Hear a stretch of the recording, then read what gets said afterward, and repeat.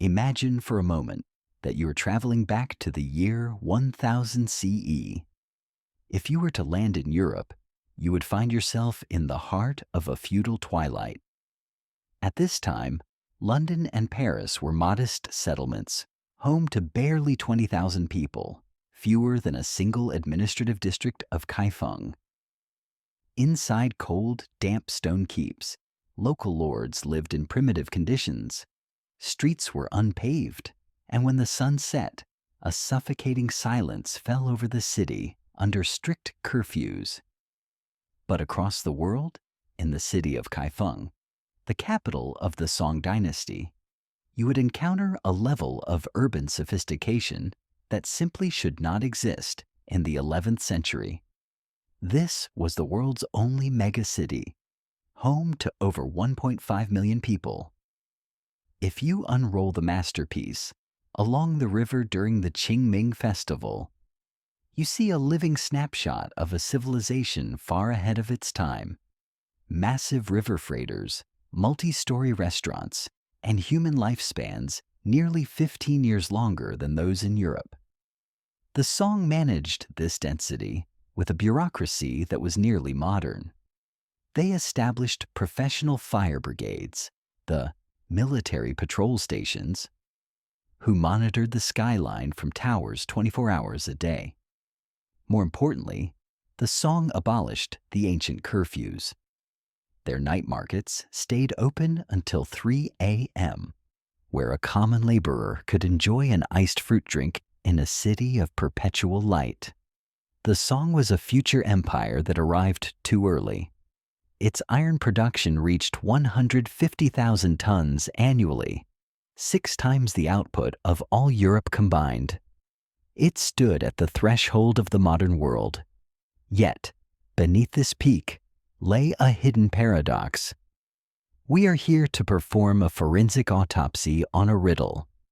Why was this advanced civilization violently torn apart by uncivilized, brute military force? The rulers of the Song knew that true power did not come from the edge of a blade, but from the control of credit and liquidity. In the year 1023, the Song established the world's first official government-backed paper currency, the jiaozi. They discovered how to turn paper into legal tender, backed by a strict reserve system. When merchants entered the Song borders, they found that paper was more trusted than foreign gold. But their most brilliant use of wealth was a policy known as the tribute of peace, annual payments to maintain a truce. In the year 1004, the Song signed the Treaty of Shanyuan, agreeing to pay the northern nomads a tribute of silver and silk. To a traditional warrior, this looked like a humiliating ransom. But the Song were not warriors, they were financiers. Look at the hard data. The Song's annual revenue reached 120 million strings of cash, where one string was roughly one tael of silver, about 37 grams. The tribute was less than 0.5% of their total budget. Even better, the nomads lacked manufacturing. Every ounce of silver sent north eventually flowed right back into Kaifeng's treasuries, as the nomads spent it to buy Song tea, silk, and porcelain. The Song were effectively running a primitive form of economic containment, turning fierce warriors into dependent consumers. But this commercial peace had a fatal flaw. It assumed the enemy would always value gold more than blood. When the Mongols arrived, they didn't want to trade. They wanted to format the entire system. In the Song, a unique class emerged, the literati. They were not lords by blood, but lords by the brush. The emperor left a secret decree carved in stone: never execute a literati official for voicing dissent. This created an atmosphere of intellectual freedom unique in the ancient world. Here, a scholar's dignity was protected. If an official was exiled for criticizing the throne, he was celebrated as a hero by the public. Consider Su Shi, better known as Sudongpo.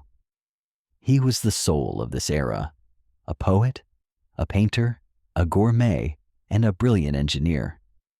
Even in exile, he lived with grace, building waterworks for the poor and writing poetry that still heals the human heart today. In this empire, social mobility was driven by ink.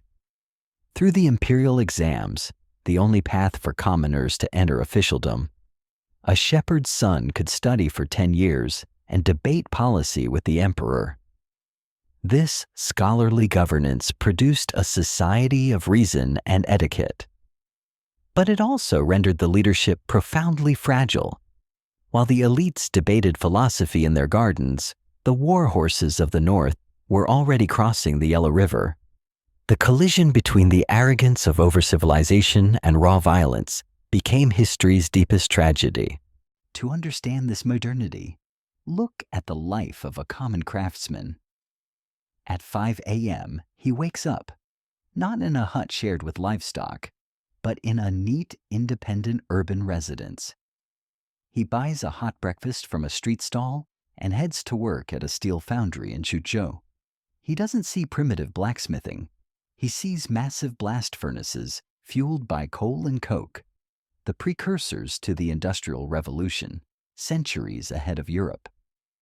At noon, he rests in a tea house, discussing the latest political news from the city's printed official gazettes. In the evening, he heads to the Washa, massive public entertainment complexes. For a few coins, he watches professional opera or wrestling in theaters that hold thousands. When he walks home through the lit streets, he feels safe, watched over by professional patrols. This lifestyle was a fragile, fleeting bubble of comfort in an otherwise brutal era. The Song stood at the dawn of the Industrial Age. In 1088, they built the cosmic engine, a water-driven astronomical clock tower 12 meters high. It used an early escapement mechanism to track the stars and tell time, the world's first analog computer. So why did the steam engine not roar into existence? The answer lies in the social software. In the Song world, all roads led to the bureaucracy. The state held monopolies on salt, iron, and coal. The brightest minds were sucked into the power center, not the laboratory. The Song had the engine of a Ferrari, but its gears were locked in first gear. They had the components for a modern world, but lacked the institutional soil to let those components ignite a full-scale industrial revolution. This is the ultimate paradox. The Song maintained a standing army of over 1.2 million soldiers. They wore Bao Renjia, infantry armor made of 1,800 steel plates, and carried powerful crossbows that could hit enemy commanders from 400 yards away. But the government feared its own army more than the enemy. To prevent a coup, they installed a self-mutilation patch called relinquishing military power over a cup of wine, a policy to disarm warlords. Generals were rotated constantly, so soldiers never grew loyal. Before a battle, the emperor would issue a rigid pre-drawn battle plan. Generals were forbidden to deviate, even if the battlefield changed before their eyes. They chose inefficiency to ensure internal stability. This aversion to power was civilized, but it was fatal. In 1127, the prosperous dream of Kaifeng crumbled under the hooves of warmongering invaders. When a civilization becomes too refined to defend itself, the end has already begun. In the 13th century, the Mongols arrived. They were brutal conquerors driven by pure plunder. At the mountain fortress of Diaoyucheng, a small Song garrison held out for 36 years, proving what the Song could achieve when the shackles were removed. But it was not enough. In 1279, at the Battle of Yamen, the final Song fleet was cornered. It was more than a military defeat. It was a mass suicide. Over 100,000 Song elites, Scholars, officials, craftsmen, and their families leapt into the sea with the young emperor. They refused to submit to the brutal nomadic rule. When the Song died, a light for all humanity was extinguished. The progress of global civilization was pushed back by 500 years. The tragedy of the Song is a warning. A civilization can be wealthy and brilliant, but if it loses the strength to defend itself, it becomes nothing more than a beautiful, fragile memory in a darker age. Do you believe the destruction of the Song Dynasty was inevitable? If they hadn't chosen to prioritize civil governance over military power, could they have withstood the Mongol Horde? Which of the Song's unfulfilled potentials do you regret the most?